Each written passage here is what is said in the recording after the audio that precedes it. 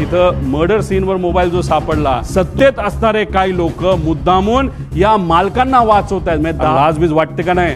हे आहेत एका फार मोठ्या बीजेपी पक्षातले सगळे प्रमुख नेत्यांचे. ह्याच्यामध्ये देवेंद्र फडणवीस साहेबांनी पूर्वी जे काही मी प्रेझेंटेशन केलं होतं त्यात अधिकची काही माहिती माझ्यापर्यंत आलेली आणि ती माहिती आपल्या सर्वांसमोर आम्ही आणणार आहोत. याच्यामध्ये अपघात आहे का घातपात हा प्रश्न अजूनसुद्धा कायम त्याच्यामध्ये राहतो.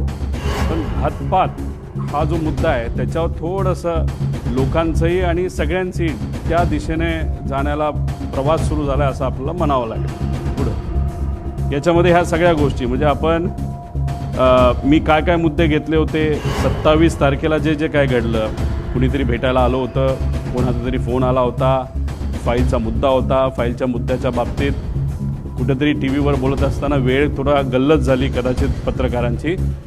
संध्याकाळी 6:50 ते 7:05 तो फोन फाईलसाठी त्या ठिकाणी आला होता. एवढंच फक्त अपडेट तुम्हाला सर्वांना या ठिकाणी देतो. त्याच्यानंतर VSR कंपनीच्या बाबतीत अनेक त्याच्यामध्ये काही विमानामध्ये मेंटेनन्सचा विषय असेल नाही तर इतर काही गोष्टी असतील त्याचे दाखले मी दिले होते. आतासुद्धा बरेच काही तज्ज्ञ त्या विषयाकडे बोलताना त्या विषयाच्या बाबतीत बोलताना आपण बघू शकतो. सगळ्यात महत्त्वाचं विमानाचे फ्यूल टँक म्हणजे अधिकचे फ्यूल टँक नाहीतर ते आपण कॅन म्हणतो ते कॅन त्या विमानामध्ये होते ही जी शंका मी व्यक्त केली होती. आजच काल परवाच एक नवीन व्हिडिओ आलेला आपण सर्वांनी बघितला. त्याच्यामध्ये अधिकचे स्फोट झालेले आहेत आणि त्या बाबतीतसुद्धा मी डिटेलमध्ये पुढे जाऊन आपल्या सर्वांना त्या ठिकाणी सांगतो. आणि ब्लॅक बॉक्सच्या संदर्भात मी एक शंका व्यक्त केली होती की उद्या जाऊन कदाचित हे व्हॉइस रेकॉर्डिंग नाही, हे नाही, ते नाही, असं काही कारणं पुढे येऊ शकतील आणि ते आले तर नक्कीच घातपातकडे आपल्याला कुठेतरी बघता येईल असं मी बोललो होतो. नाही त्या दिशेने आपण बोलू शकतो. दुर्दैव असं कालच कदाचित आज प्रेस कॉन्फरन्स कालच या बाबतीतलं एक क्लॅरिफिकेशन कुठंतरी केंद्र सरकारची जी एजन्सी त्यांच्याकडनं आलेलं आहे की ब्लॅक बॉक्समध्ये कदाचित अडचण असू शकते, त्याचा काही भाग हा जळला असं ते तिथं म्हणतात. काही एक्सपर्टला आम्ही बोलू का, आम्ही ब्लॅक बॉक्स बाहेर पाठवू, असे विषय त्याच्यामध्ये त्या ठिकाणी घेतात. आता फ्यूल टँक जो आहे म्हणजे आता तुम्ही बघा व्हिडिओ.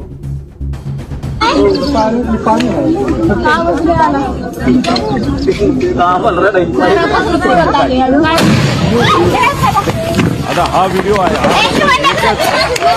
एकच स्फोट आहे असं नाही, असे बरेच झाले होते. आणि एक तुम्ही समजून घ्या की 2023चं विमान जे पडलं होतं ते मोठं होतं आणि ते पडत असताना रनवेवर पडलं होतं. रनवेवर पडलं म्हणजे रनवेची जी सरफेस आहे ती डांबरी होती नाही तर कडक होती.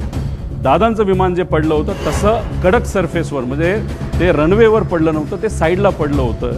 त्यामुळे बॉल तुम्ही घेतला तर बॉल जर समजा फरशीवर टाकला तर बाउंड जास्त होतो आणि तो समजा मातीत टाकला तर कमी होतो. त्यामुळे तो जो इम्पॅक्ट आहे ॲज कम्पेअर्ड त्याची वेलॉसिटी आणि सगळ्या गोष्टी बघितलं तर जिथं दादांचं विमान पडलं तिथं ते कमी व्हायला पाहिजे होतं. पण स्फोट का झाला त्याचं मुख्य कारण जी शंका आम्ही घेतली होती ती नक्कीच कुठं ना कुठं तरी खरी ठरत आहे की नक्कीच त्या विमानामध्ये फ्यूल टँक अधिकचे होते. आणि फ्यूल टँक कुठं असतं की जिथं टॉयलेट असतं म्हणजे जो विमानाचा शेवटचा भाग असतो तिथं ते ठेवण्याची जागा असती आणि त्याच्या मागच्याच बाजूला तिथं ब्लॅक बॉक्स असतो. म्हणजे हे जे म्हणतात की जळलं आहे नाही तर तिथपर्यंत आग गेली होती आणि त्याच्या पुढच्याच बाजूला म्हणजे पहिले कॅन पेटले आणि नंतर विमानाचे पंखातलं पेट्रोल पेटलं असं आपल्याला म्हणता येईल. आता हे सगळे डिटेल्स आहेत, 7 वगैरे सगळं त्याच्यामध्ये पेट्रोल किती लागणार आहे 250 लिटर 400 लिटर ह्याचं ॲव्हरेज आम्ही काढलेलं आहे. हे सगळे गणितं त्याच्यामध्ये आहेत. त्याच्यामध्ये आपण जर बघितलं तर मुंबईवरनं हे विमान जात असताना फुल टँक हे भरले होते. म्हणजे ते पूर्ण विमानचे जे पंखे असतात त्या पंख्यामध्ये जो टँक असतो तो फुल भरला होता. अरे फुल कशाला भरायचं? तुम्ही इथून उडत असताना तुम्ही जर उद्या जाऊन लगेचच बारामतीला जाऊन हैदराबादला तुम्ही गेला असता तर हैदराबादला जाऊन तुम्ही तिथं फ्यूल भरू शकला असता. काही लोक म्हणतील अरे बाबा महाराष्ट्राचं स्वस्त आहे, तसं सुरतचं जास्त स्वस्त आहे. पण मग आता 3-3.5 हजार लिटर जर त्याच्यामध्ये फ्यूल बसत असेल तर त्याला 10 रुपयाचा फरक काढला तर 30-35 हजाराचा फरक पडतो. मोठा फरक होत नाही. त्यामुळे एवढं फ्यूल पंखात पण आणि आत पण असं आमचं मत आहे की हे एवढं घेऊन बारामतीच्या दिशेने जाण्याचं कारण काय. आणि जे मी पायलटच्या बाबतीत बोललो होतो की मुद्दामूनच कदाचित त्याचा वापर करून पायलटचा वापर करून हा घातपात झाला असावा आणि त्या घातपातामध्ये फ्यूल जास्त असलं की मोठा स्फोट होईल हे कुठेतरी शंका लोकांच्या मनामध्ये, आमच्या मनामध्ये ती कुठेतरी खरी ठरताना आपण सर्वजन बघू शकतो. हा तसा या ईमेलप्रमाणे फ्लाईट प्लॅन आहे, पण आम्हाला जे कळालं आहे तसा ऑफिशियली त्यांनी DGCAला सांगितलं नव्हतं त्यांचं फ्लाईट प्लॅन काय. कारण त्याच्यामध्ये विषय एवढाच आहे की ते परत पुण्याला तर ते लँड करू शकत नाही, का पर्यायी एअरपोर्ट द्यावं लागतं. ते पुणे देऊ शकत नाही कारण का तिथं डिफेन्सचं फ्लाईंग सकाळी होतं. त्यानंतर मग त्याला सोलापूर देता येत नाही, त्यात सुद्धा अडचण आहे. त्याला जर दुसरं कुठलं तरी द्यायचं असेल तर ते फक्त चिपी एअरपोर्ट देऊ शकतात, पण ते पण नाही कारण त्यावेळेस तिथं धुक्का असू शकतं. पण असेल तर कुठलं तर मुंबईच असेल. त्यामुळे ते उगाचच तुम्ही जो फेरफटका मारला तो न मारता अंदाज घेऊन 3000ची विजिबिलिटी जी 5000पेक्षा कमी आहे. 5000 हे DGCAचं नॉर्म आहे. एक तर तुम्ही उडायला नव्हतं पाहिजे, हा आमचा मुद्दा आहे. आणि उडला तरी लँड करण्याचा प्रयत्न तिथं केला नाही पाहिजे. तुम्हाला परत मुंबईला यावं लागलं असतं. आणि पण फ्यूल भरलं होतं, आत अधिकचे टँक होते असं आमचं मत आहे. आणि त्याच्यात परत जाण्यापेक्षा डायरेक्ट हे विमान खाली आदळण्यात आलं, हे मुद्दामून आदळण्यात आलं असं आम्हाला आता त्या ठिकाणी वाटायला लागले. पुढं आता ह्याच्यामध्ये सर्वात म्हणजे विमान टेक ऑफ हे मी तुम्हाला सांगितलं. फ्लाईट प्लॅनची माहिती आपल्याला लागेल. आता फ्लाईट प्लॅनच्या बाबतीत तिथं एक गोपी नावाचा VSIचा हँडलर आहे, लय करामती आहे, मुंबईमध्ये तो बसतो.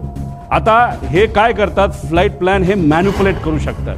हा जो इन्व्हेस्टिगेशनला उशीर चाललाय ना, त्याचा पुढे जाऊन मी पुरावे देणार आहे ना, त्याच्या शेवटच्या बाजूला तर खूप वेगळे पुरावे त्याच्यामध्ये आहे. तर त्याच्यामध्ये मुद्दामून कागदपत्र बनवण्याचं काम हे VSR कडनं सुरू आहे असं आमचं तिथं मत आहे. आणि याच्यामध्ये जर तुम्हाला डॉक्युमेंटेशन बघायचं असेल, हे इन्व्हेस्टिगेशन एजन्सीला सांगायचं आहे, ईमेलचे पुरावे तिथं बघितले पाहिजे. कारण हेड ऑफिस दिल्लीला आहे, दिल्लीवरनं फ्लाईट प्लॅन हा खाली या गोपीकडे आला असावा, गोपीने ते प्रिंट केला असावा, त्याच्यावर सह्या घेतल्या असाव्या. त्यामुळे फ्लाईट प्लॅन आणि हे सगळे डॉक्युमेंट आहेत, हे कागदी डॉक्युमेंट न घेता CCTVच्या खाली केलेले त्या तारखेचा CCTV असणारे, नाही तर ईमेलचं प्रूफ त्याच्यामध्ये बघा. हे जे कागदपत्र आता ते सगळे मॅन्युप्युलेट करतील एका खोलीमध्ये बसून, कृपा करून कागदाला कागद जोडण्याचा प्रयत्न त्या ठिकाणी फक्त करण्यासाठी करू नका. डिजिटल प्रूफ आम्हाला पाहिजे, ही मागणी आमच्या महाराष्ट्रातल्या लोकांची आहे. पुढं आता ब्लॅक बॉक्स पुढं जळतो का? आता ह्याच्यामध्ये काय सांगितलंय की ब्लॅक बॉक्स जळला, त्यातली माहिती नाही मिळाली, बरंच काय आहे. आता हे काल परवा तुम्ही बघितलं असेल, सगळ्या तज्ज्ञांनी सांगितलंय की 1100 डिग्री सेल्सिअसला 1 तास जर हा आगीत पडला असेल, ते सुद्धा 1100 डिग्री सेल्सिअसला, तरच कुठं ना कुठं तरी हा ब्लॅक बॉक्सला फटका बसू शकतो. याच्यामध्ये 2 भाग असतात. एक व्हॉइस मागे घ्या, व्हॉइस रेकॉर्डिंग असतं ज्याला CVR म्हणतात, आणि FDR असतं. FDR म्हणजे जे आम्ही म्हणतोय त्याला काही गोष्टी बंद केल्या, मग त्याचं जे हाईट असेल, स्पीड असेल, ह्याचा सगळा डेटा असतो, तो त्याच्यामध्ये FDR मध्ये असतो. आता प्रेशर जर 6000 मीटर खोलीपर्यंत जे प्रेशर असतं पाण्याचं, त्या प्रेशरला हा ब्लॅक बॉक्स टिकू शकतो, 1 महिना टिकू शकतो. हे प्रेशर अतिरिक्त सांगितलंय 6000, म्हणजे समुद्रात वेगळं असतं. मग कितीतरी हजार हत्ती त्याच्यावर उभे केले, एवढं प्रेशर त्याच्यामध्ये असतं. आणि आगीच्या बाबतीत मी सांगितलंय. आता आगीच्या बाबतीत लोक म्हणतील रे असं नाही, तिथं खूप मोठा ब्लास्ट झाला. एक तुम्ही समजून घ्या, तिथं बरेचसे कागद हे न जळलेले तुम्हाला दिसले. त्याचं कारण असं, तो भपका जो स्फोटचा असतो तो काही सेकंदासाठी असतो आणि तो नंतर विझून जातो. त्यामुळे कागद सुद्धा जळलेला नाही. त्याची सेम थिअरी या बाबतीत आहे. तो भपका अंदाजे 1001 डिग्री सेल्सिअसच्या आसपास, नंतर त्याच्यापेक्षा खाली असू शकतो असं आमचं त्याच्यामध्ये मत आहे. पुढं आता ह्याच्यामध्ये हा जो भाग आहे, हा विमानाची बॉडी काय असते, ॲल्युमिनियम अलॉय असते. त्याचं मेल्टिंग पॉईंट किती आहे, 635 डिग्री सेल्सिअसचं मेल्टिंग पॉईंट आहे. म्हणजे ॲल्युमिनियम बॉडी, विमानाची जी बॉडी आहे ती 650 डिग्री सेल्सिअसला ती वितळून जाते. हे तुम्ही सगळ्यांनी तिथं नोट केलं पाहिजे. त्याच्यानंतर टायटॅनियम, स्टेनलेस स्टील याचे हे बनलेलं असतं. हा बाहेरचा भाग आहे, हा टायटॅनियम आहे. हा किती डिग्रीला मेल्ट होतो, 1670 डिग्रीला मेल्ट होतो. त्यानंतर हे थर्मल इन्सुलेशन आहे. आणि हा जो भाग आहे हा ॲल्युमिनियमचा आहे. म्हणजे विमानाची बॉडी ज्याची बनली आहे तो भाग आत असतो आणि त्याच्या आत हा ब्लॅक बॉक्स असतो. त्यामुळे हे जे काय सांगतात ना की हे घडलं असेल, ते घडलं असेल, आणि ते जळलं, ती माहिती हे मॅन्युप्युलेशन आहे असं आमचं ठाम त्याच्यामध्ये त्या ठिकाणी मत आहे. पुढं आता हे कुठं होता ब्लॅक बॉक्स, हा इथं होता. आता या ब्लॅक बॉक्स म्हणजे विमानाच्या त्या बाजूला हा ब्लॅक बॉक्स जर इथं होता तर बॉडी कुठं जळली आहे.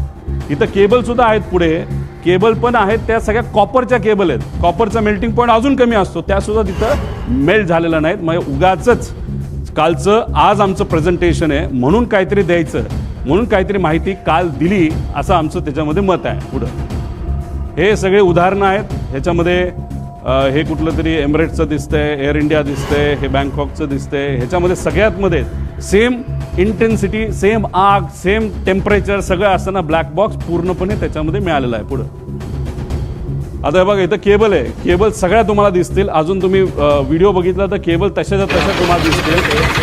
हे सगळं आहे. ब्लॅक बॉक्स कुठं असेल अजितदादांच्या विमानाचा, आणि इथं सगळ्या केबल आहेत. आणि त्याच्या पुढच्या भागाला तिथं काय ठेवलं असेल तर 2 कॅन ठेवले असतील असं आमचं मत आहे. ते शोधण्याची जरूरत आहे. 90 कोटी रुपये खर्च करून युनियन मिनिस्टर राम मोहन नायडू साहेबांनी काही महिन्यांपूर्वी एक लॅब इनॉग्रेट केली. आता एवढी हाय फंडू लॅब तुमच्याकडे असेल तर तुम्हाला बाहेर पाठवण्याचं काय कारण? बरं ठीक आहे, तुम्ही बाहेर पाठवत नाही तर ते या लॅबमध्ये इथंच भारतामध्ये बसून तुम्हाला माहिती काढता येत नाही का? ठीक आहे, टेक्निकल एजन्सीची मदत घ्या असं आम्ही सांगितलं होतं. तुम्ही सुद्धा आता म्हणताय की नाही, आता आम्ही टेक्निकल एजन्सी फक्त टेक्निकल गोष्टीसाठी बाहेरच्या एजन्सीची मदत घेऊ, ते सुद्धा कॅनडाचं. त्या कंपनीचं नाव मी पुढं सांगतो. पुढं आता ह्याच्यामध्ये अजून एक माहिती आहे. इन्शुरन्स हा विमानाची किंमत किती? आज ते विमान जे होतं, जे आज असतं, तर त्याची ॲक्च्युअल किंमत 35 कोटीला ते घेतलं होतं. पण ज्या पद्धतीचं त्याचं इंजिनची क्वालिटी आणि काही आकडे आणि पॅरामीटर्स बघितले, ते आज 10 ते 15 कोटीला जास्तीत जास्त विकू शकले असते. इतकी वाईट परिस्थिती त्याची आहे. आणि ज्या लोकांनी ते विमान चालवलं आहे पूर्वी आणि आज ते कंपनी बरोबर नाही, या लोकांनीच आम्हाला सांगितलं की 10 कोटीत दिलं कुणी जर असतं आत्ता तरी न घेणं हे जास्तच योग्य ठरलं असतं. आता 10-12 कोटीच्या किमतीचं जे विमान होतं त्याची आजची इन्शुरन्सची व्हॅल्यू किती होती? तर 55 कोटी रुपये होती. त्यानंतर लायबिलिटी इन्शुरन्स किती होता? 210 कोटी. म्हणजे आत बसणारी लोक, त्याच्यानंतर घरावर कोणाच्या पडलं तर, जर कुठल्या व्यक्तीवर पडलं, जनावरांवर पडलं तर 210 कोटी रुपये त्याची टोटल लायबिलिटी व्हॅल्यू होती. आता ह्याच्यामध्ये पायलटसुद्धा आले, याच्यामध्ये 5च्या 5 जण आली. मग तो जो मेन पायलट होता त्याला किती रुपये मिळणार या 210 पैकी? हा सगळ्यात मोठा प्रश्न आहे. आणि ही गोष्ट त्या पायलटला माहीत होती का? खरंच इन्शुरन्स मिळणार होता का? या बाबतीत स्पष्टीकरण होणं महत्त्वाचं आहे. पुढे आता ह्याच्यामध्ये अकाउंटेबल मॅनेजर कोण आहे कोणाच माहीत नाही. DGCAला सुद्धा माहीत नाही. त्यांच्या वेबसाईटवर सुद्धा यांचं नाव काढून टाकलंय. Chief of flight safety, director of training. ह्या अकाउंटेबल मॅनेजरचं इंटरव्ह्यू हा DGCA घेतं. आणि DGCA इंटरव्ह्यू घेतल्यानंतर, त्यांनी अप्रूव्ह केल्यानंतर हा फ्लाईट मॅनेजर आपल्याला त्या ठिकाणी मिळतो. म्हणजे हा जो अकाउंटेबल मॅनेजर, जसं महाराष्ट्र सरकारचं माझ्या अंदाजाने कोणतरी एक आहे, त्याचं नाव शर्मा का असं काहीतरी नाव आहे, ते आपले सेफ्टी ऑफिसर आहेत. त्यांचा इंटरव्ह्यू DGCAने घेतला, मग त्यांना तिथं हे केलं. तर ही माणसं कुठे आहेत? यांचा इंटरव्ह्यू तुम्ही केलाय का? यांचं इन्व्हेस्टिगेशन तुम्ही केलंय का? कारण का अकाउंटेबल मॅनेजर हा रिस्पॉन्सिबल असतो.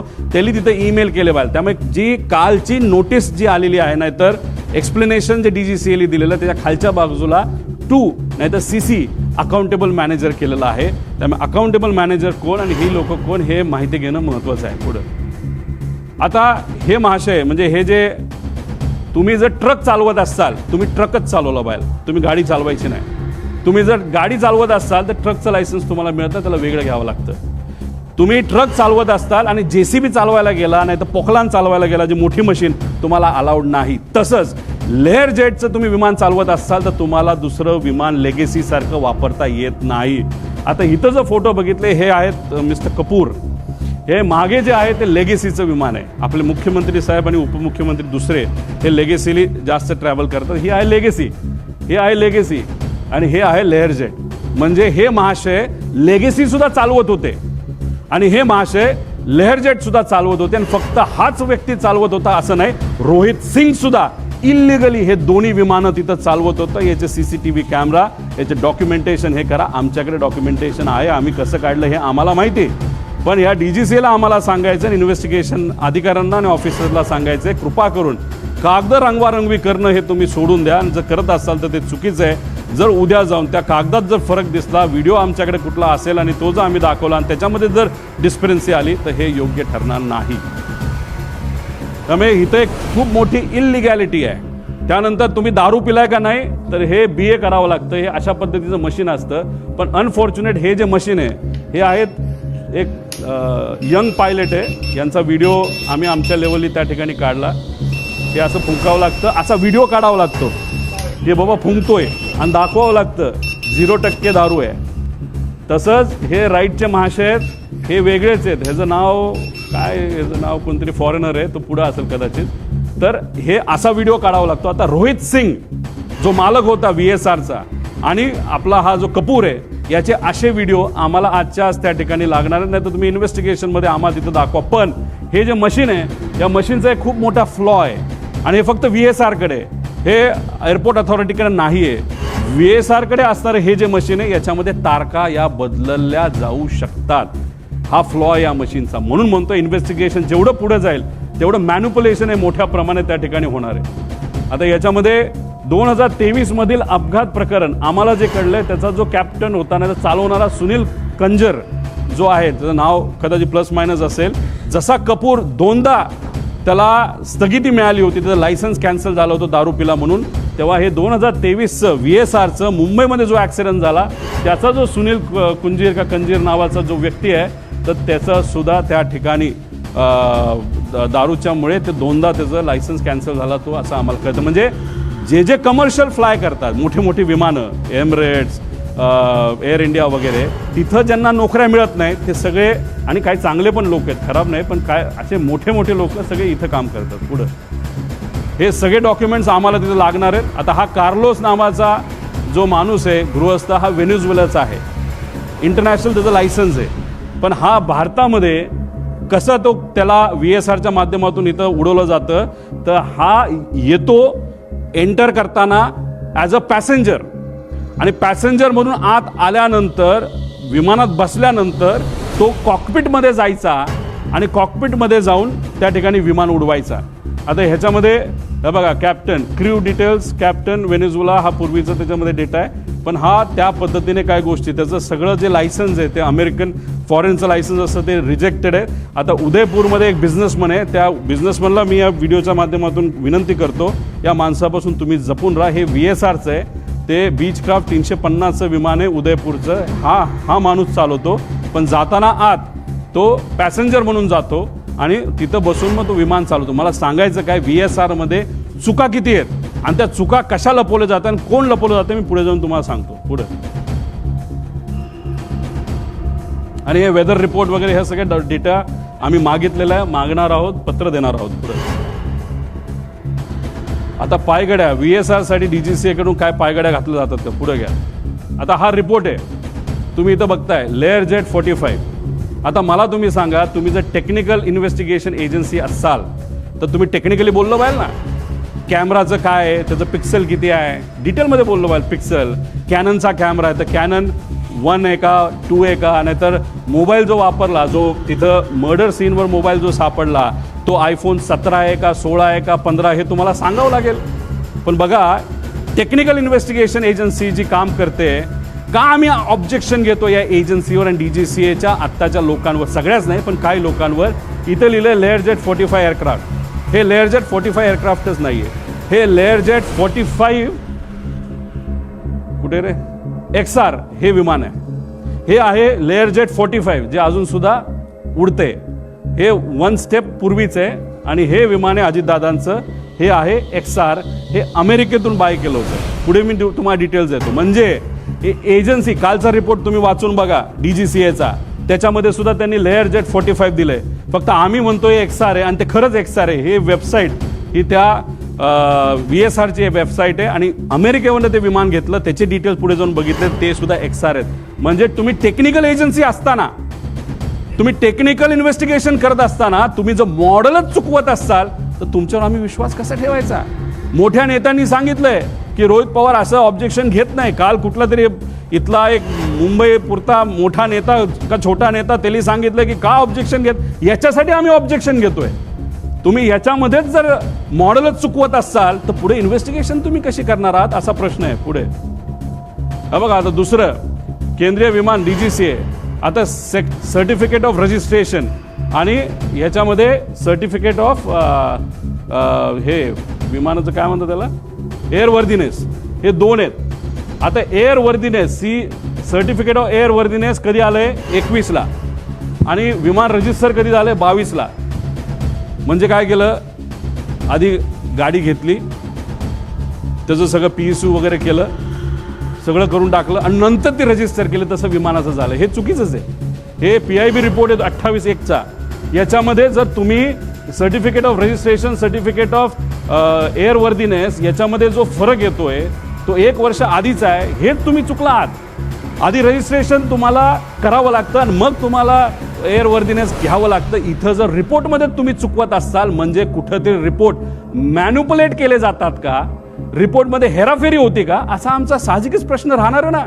हे तुमच्याच रिपोर्टवरनं आम्ही सांगितलं ॲक्सिडेंट नंतरच्या.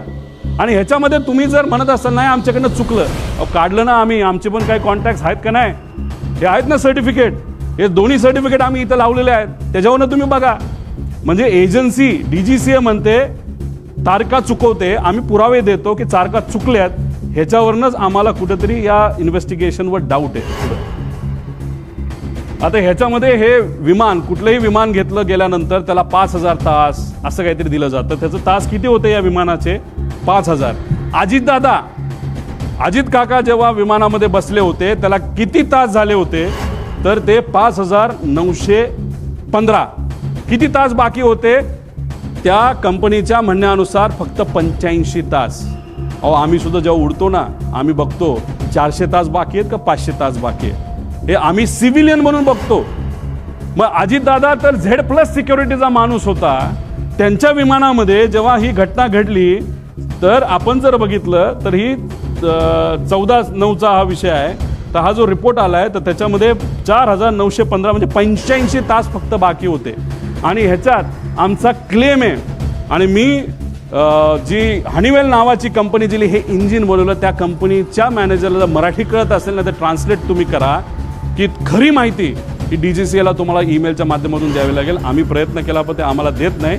आमचा अंदाज आहे हे मशीन 5,000 त्याचं वय होतं तर हे मशीन 8,000 पर्यंत उडलेलं आहे. म्हणजे दादांकडे मशीन देत असताना तसंही त्या मशीनमध्ये काहीच राहिलं नव्हतं आणि त्याची किंमतही खराब झाली होती.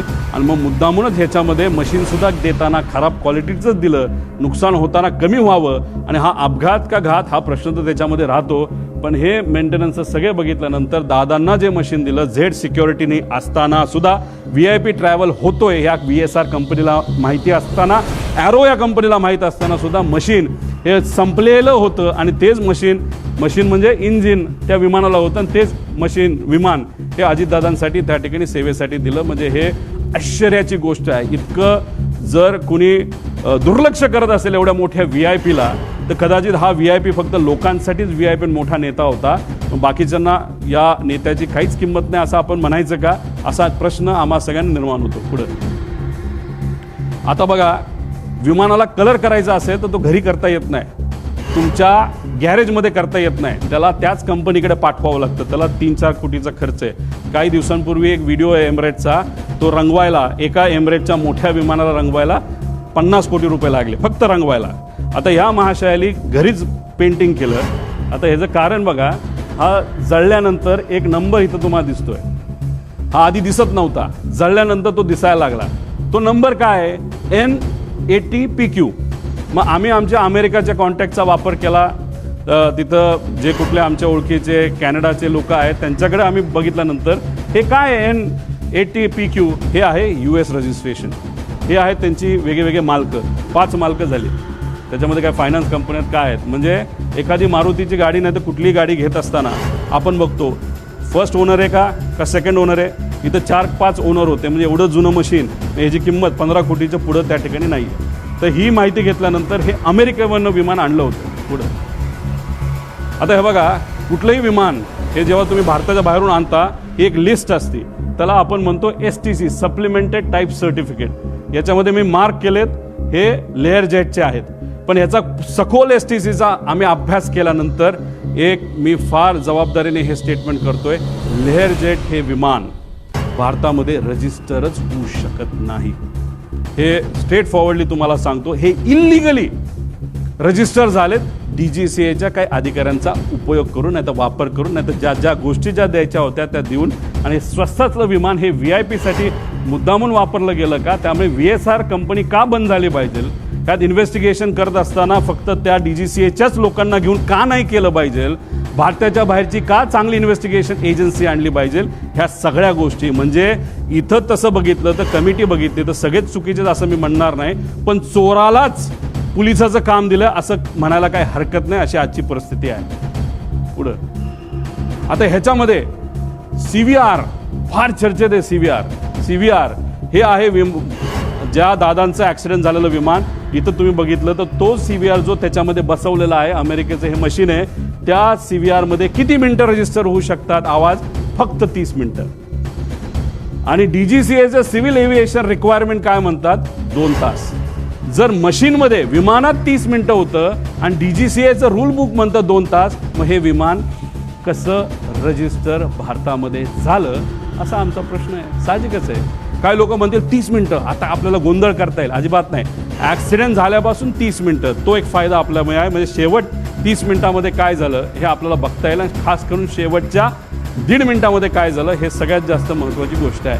त्यामुळे हे 30 मिनिटाची लाईफ असताना 2 तास गव्हर्नमेंटचं नॉर्म असताना हे रजिस्टर कसं झालं असा आमचा प्रश्न आहे. पुढे आता हे FDR ब्लॅक बॉक्समध्ये हे FDR असतो आणि मी कृपा करून एक समजा CVR आणि FDR मध्ये कुणी हस्तक्षेप करू शकत नाही. आणि FDR म्हणजे मेकॅनिकल जी मुवमेंट असतात ती जी कंपनी तुम्ही काल बघितलं असेल त्यांनी एक नाव दिलेलं आहे, ती ही कंपनी आहे L3 टेक्नॉलॉजीज. ही आहे कॅनडाची. आता आम्ही कॅनडाचा कॉन्टॅक्ट तिथं वापरून आम्ही थोडंसं रिसर्च करून कॅनडा या त्या देशातून आम्ही हे सर्टिफिकेट आणलेलं आहे. या सर्टिफिकेटमध्ये हे जो FDR आहे ते FDR बद्दल त्याचा महत्त्व आहे आणि ती कंपनी कुठली हे मी तुम्हाला दिलेलं आहे. म्हणजे डॉक्युमेंट्स जसे DGCAकडे आहेत तसं आपण प्रेमाने आणि आपला माणूस जवळचा गेला या दृष्टिकोनातून जर धडपड केली तर आपल्याला बरीच माहिती मिळते. आणि शुभचिंतक खूप आहेत, कारण का दादा एक फार मोठा नेता होता, त्यामुळे माहिती ही बऱ्यापैकी आता आमच्याकडे यायला लागलेली आहे. त्यामुळे विनंती या एजन्सीला आहे की तुम्ही सुद्धा चांगल्या पद्धतीने इन्व्हेस्टिगेशन करावं. त्यामुळे ही L3 टेक्नॉलॉजीज नावाची कंपनी आहे. पण आमचं मत आहे की लेअरजेट हे रजिस्टर करू शकत नाही, बेकायदेशीरपणे हे रजिस्टर झालंय. पुढं आता ह्याच्यामध्ये सप्लिमेंटल टाईप जे हे आहे सर्टिफिकेट, आता ह्यात रिव्हॅलिडेशन वगैरे जे आहे FFA STC for Indian operation, VSR आणि DGCA हे सगळ्या गोष्टी आता ह्याच्यामध्ये सांगितलं की DGCA आणि VSR मध्ये फार जवळचे संबंध होते. ते संबंध कसे होते हे मी पुढे सांगतो. पुढं आता ह्याच्यामध्ये आपण बघितलं की ह्यात ऑर्डर काढली, ही इन्व्हेस्टिगेशनची ऑर्डर आहे. आता ही कधीची आहे? तारीख आहे 2/2 म्हणजे अपघात झाल्यानंतर 4 दिवसाली. का मोठा नेता नव्हता का? त्याच दिवशी काढायला काय झालं होतं का दुसऱ्या दिवशी? जसे इन्व्हेस्टिगेशन करण्यासाठी काय फॉरेन्सिकची लोक संध्याकाळी पोचली निवांत, कुठे जेवायला गेले असतील, कुठे फिरायला गेले असतील, आणि एवढा मोठा नेता जाऊन सुद्धा अख्खं जग तिथं आलं होतं आणि हे इन्व्हेस्टिगेशन आणि फॉरेन्सिकचे लोक संध्याकाळी 8ला का 7ला का कधीतरी तिथं पोचली असं आम्हाला कळालं. ते ह्याच्यामध्ये तुम्ही 4 दिवसानंतर एजन्सी काढता, ह्याच्यामध्ये हे सगळी लोक DGCAची आहे. मग DGCA कसं चुकलं हे आम्ही सांगत असताना तुम्ही जर DGCAच्याच लोकांना त्याच्यामध्ये घेतलं असेल तर मग ह्याला आम्ही काय म्हणणार? आणि त्याच्यात हे अपूर्वा म्हणून ज्या आहेत, अपूर्वा अग्रवाल, ह्या जेट एअरवेजमध्ये काम करत होत्या.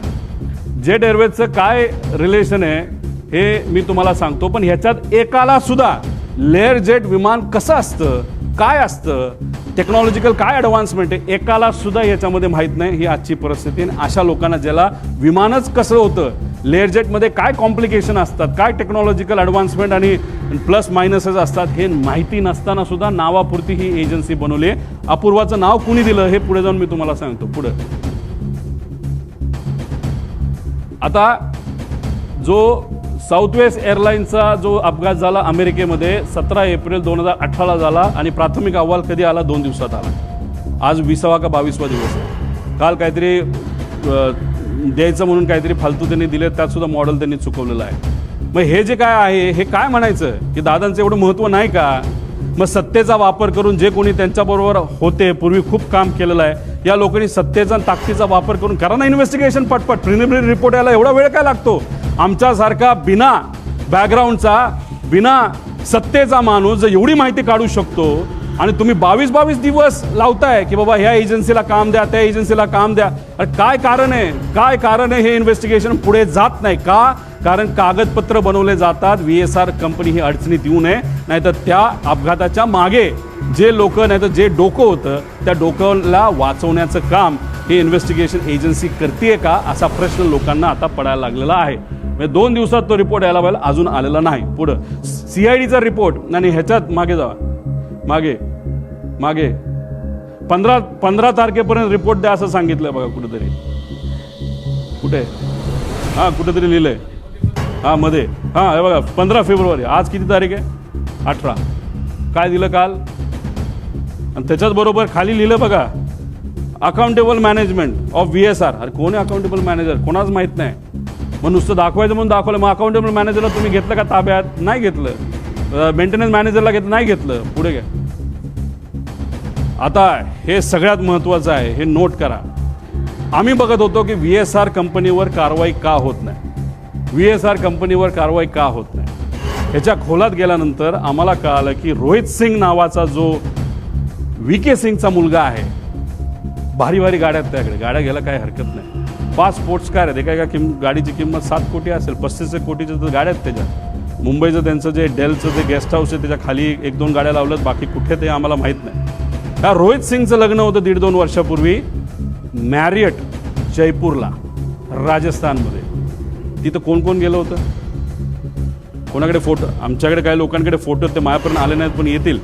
पण ते मी वापरणार नाही, कारण कधी कधी आपण लग्नाला जात असतो.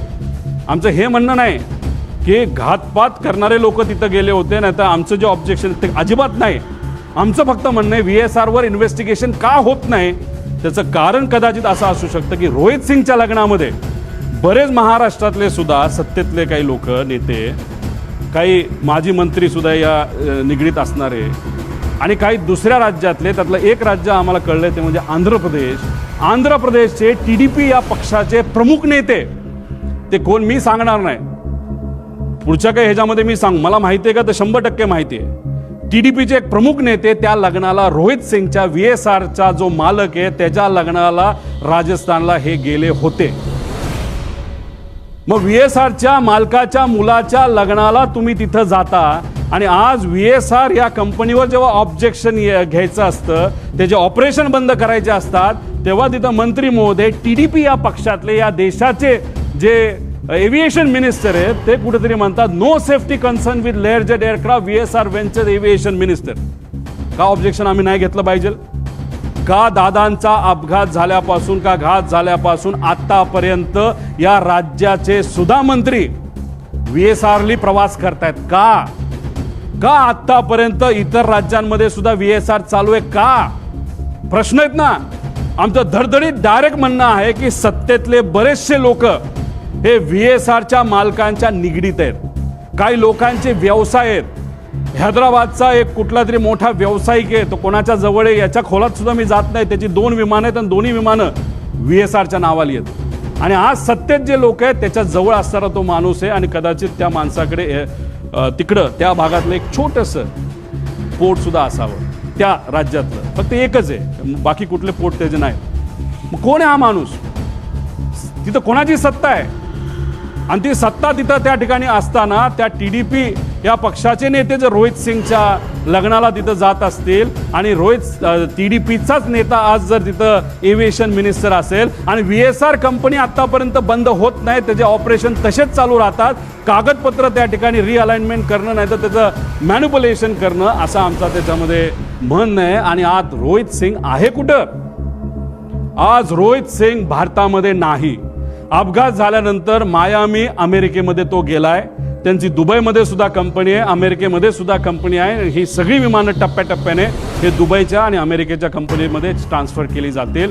आज आम्ही सगळे दुःखात आहोत, आज आम्ही तिथं लढत आहोत. पण ज्या कंपनीच्या माध्यमातून हा घात झाला, नाहीतर हा अपघात झाला, त्याचा मालक मात्र आज भारतात नाही. त्याला कुणी मदत केली बाहेर जाण्यासाठी? कुणी त्याचा तिथं इन्व्हेस्टिगेशन लगेच करून त्याला लगेच ताब्यात घेऊन लगेच तुम्ही इन्व्हेस्टिगेशन आहे तर त्याचं तिथं चर्चा करून आणायला पाहिजे होती. पण हे महाशय गेले कुठं? तर मायामी अमेरिकेमध्ये त्या ठिकाणी गेलेले आहेत. आता ही बातमी एक ग्रेट आंध्रा नावाचा पेपर आहे, AP minister bought private jet, त्या जेटचं मला पॅटर्न सुद्धा माहिती आहे, त्याचं मॉडेल सुद्धा मला माहिती आहे, ते कोणाचं आहे हे तिथले लोक आपल्या सर्वांना त्या ठिकाणी त्या राज्यात सांगतील. माझं मत आहे की या VSR कंपनीला मुद्दामून वाचवण्याचा प्रयत्न केला जातोय.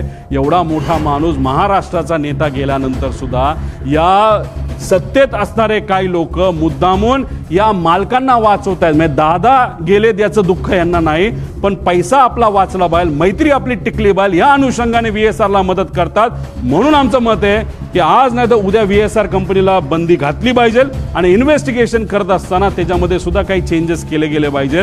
त्याच्यामध्ये तुम्ही 5 कुठले तरी घेतले, CBIला देत आहे, चांगली गोष्ट आहे, CID तर आहेच, पण याच्याच बरोबर एक वर मॉनिटरिंग एजन्सी आम्हाला असावी.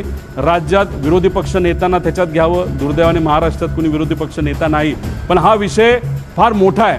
प्रायव्हेटली फार मोठे सेलिब्रिटी ट्रॅव्हल करतात. त्यामुळे आमचं मत आहे की देशातले जे विरोधी पक्ष नेता वरचा आणि खालचा जो आहे, राहुल गांधीजी आणि वर जे असतील त्यांना याच्यामध्ये त्या ठिकाणी घ्यावं, काही खासदारांना घ्यावं, खाली काही फॅमिली मेंबरला घ्यावं. तो जो पक्ष आहे जो बाधित आहे, नाही तर अजितदादा ज्या पक्षाचं प्रतिनिधित्व करत होते त्यातल्या काही लोकांना घ्यावं, पण त्यातले काही खूपच एव्हिएशनच्या अनुभवी लोक आहेत, त्यांचं काय करायचं हा निर्णय त्यांनी त्या ठिकाणी घ्यावा.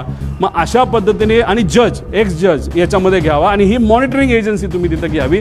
आणि ह्याच्या अंडर CBI अंडर मतलब CBI जो काम करेल तो रिपोर्ट बघेल, CIDचा रिपोर्ट बघेल, एक एक्सटर्नल एजन्सीचा रिपोर्ट बघेल, पण हे केल्याशिवाय याच्यामध्ये पारदर्शकता येणार नाही असं आमचं ठाम मत आहे.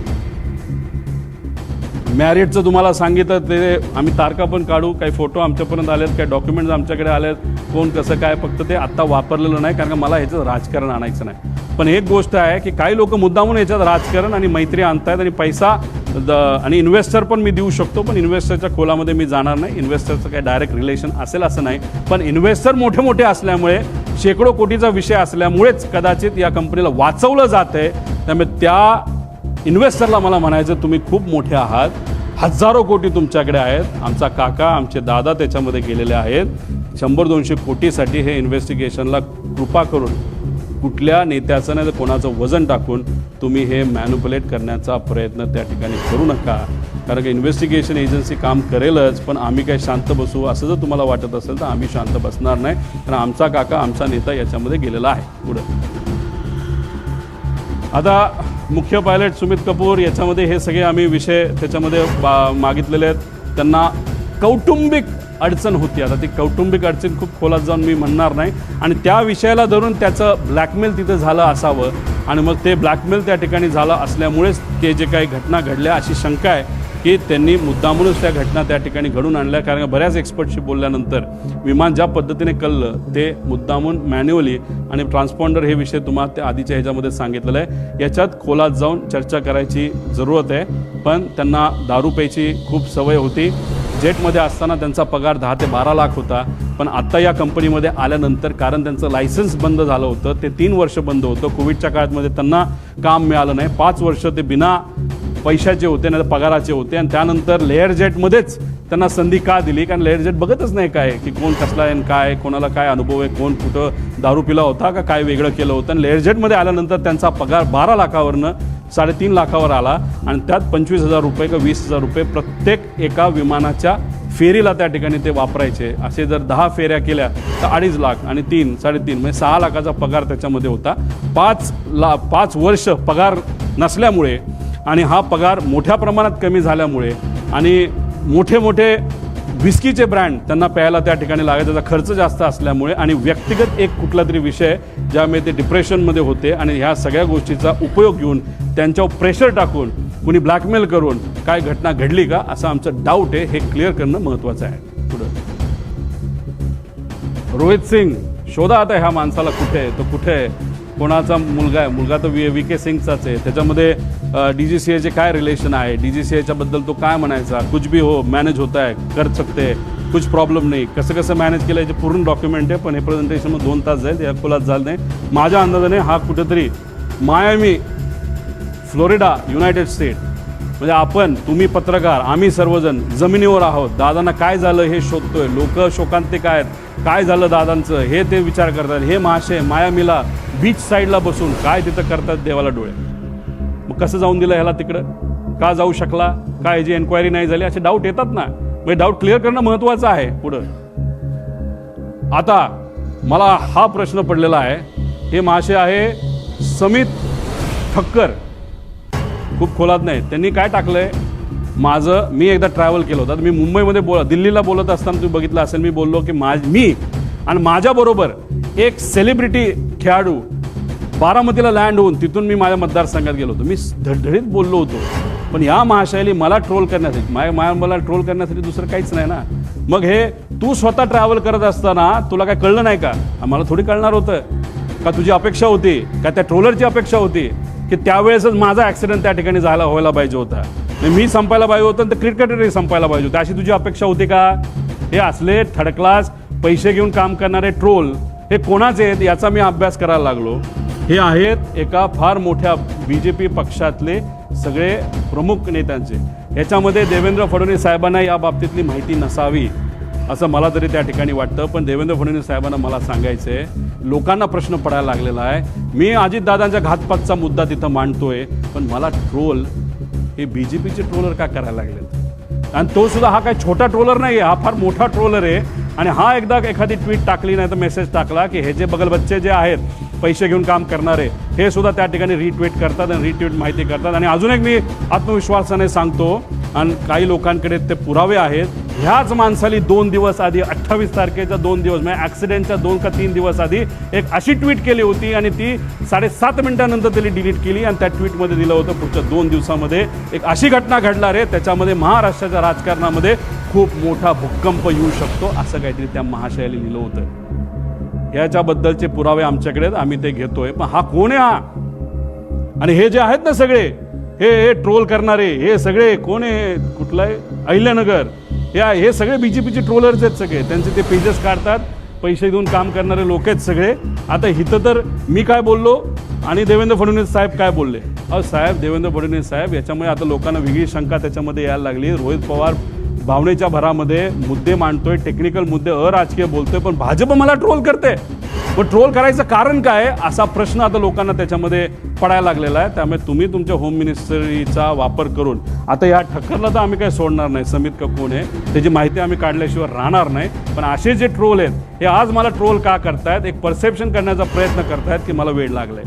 हो, प्रेमापोटी मला वेळ लागले, पण वेळ दोन्ही गोष्टीचं असतं. एक वेळ जे तुला लागले पैसे घेऊन काम करायला, आणि मला माझ्या काकाला काय झालं, माझ्या दादाला काय झालं हे शोधण्याचं वेळ मला लागले. आणि हे मला फक्त एकट्याला लागलं नाही, महाराष्ट्रात तमाम जनतेला त्या ठिकाणी लागले. त्यामुळे अशा पद्धतीने माझं ट्रोलिंग तिथं केलं जाते. आणि काही महाशय कॅश बॉक्सवाले, त्याचं नाव वेगळं असेल, त्यांनी सुद्धा आता आम्हाला ट्रोल करायला सुरुवात केली. काय हरकत नाही, तुला किती पैसा वापरायचा वापर, कारण तुमच्याकडे पैसेवाले लोक आहेत, आमच्याकडे स्वाभिमानी मराठी माणसं आहेत. आणि त्या लोकांना आम्हाला सांगायचं आहे की ठीक आहे, तुम्ही मला पाण्यात बघता का काय, पण एक समजून घ्या, माझे आजोबा फार मोठे आहेत, माझे काका मोठे होते, आणि मी रोहित पवार आहे, आणि मी या महाराष्ट्राचा स्वाभिमानी नागरिक आहे. आणि माझ्याबरोबर दादांची एन्क्वायरी करण्यासाठी मागणी करणारे महाराष्ट्राचे तमाम स्वाभिमानी नागरिक आहेत.